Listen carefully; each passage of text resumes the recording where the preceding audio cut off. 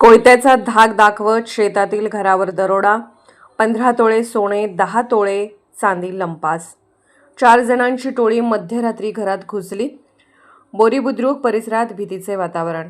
बेल्हे तालुका जुन्नरमधील बोरी बुद्रुक येथे शनिवारी मध्यरात्री 2 वाजण्याच्या सुमारास जबरी चोरीची घटना घडली.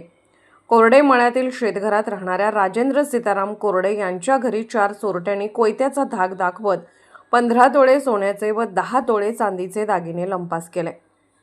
मिळालेल्या माहितीनुसार राजेंद्र कोरडे हे पत्नी हिरा, मुलगा नितीन, सून धनश्री व मुलगी दीपाली यांच्यासह शेतातील घरात वास्तव्यास आहेत.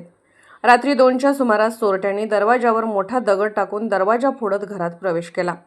आवाजाने कुटुंबीय जागे होताच 2 जण पुढील दरवाजातून तर 2 जण मागील दरवाजातून घरात घुसले. आरडाओरडा केल्याने चोरट्यांनी राजेंद्र कोरडे यांच्या हातावर काठीने मारहाण केली व कोयत्याचा धाक दाखवत सर्वांना एका खोलीत बसवले. यानंतर कपाटाचे लॉकर तोडून 15 तोळे सोन्याचे व 10 तोळे चांदीचे दागिने चोरून नेले. 4ही आरोपी मराठीत बोलत असल्याची माहिती कुटुंबियांनी दिली आहे.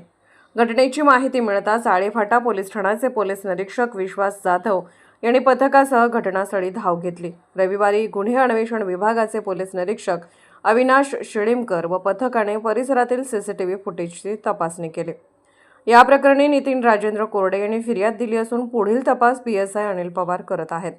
घटनेमुळे बोरी परिसरात भीतीचे वातावरण निर्माण झाले आहे.